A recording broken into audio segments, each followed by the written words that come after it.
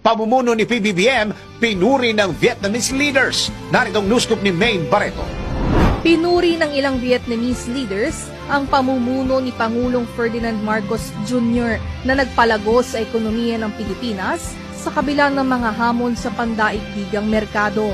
Ayon kay Vietnam President Vo Van Tong, simula nang maupo si Pangulong Marcos bilang presidente, maraming tagumpay ang nakamit ng bansa sa pagunlad ng ekonomiya, partikular na sa mga sektor ng socio-economics, foreign policies at security and defense. Para naman kay Vietnam Prime Minister Pham Minh Chinh, nais nilang matutunan ng economic strategy at leadership style ni Pangulong Marcos na dapat tularan ng mga pinuno ng Vietnam.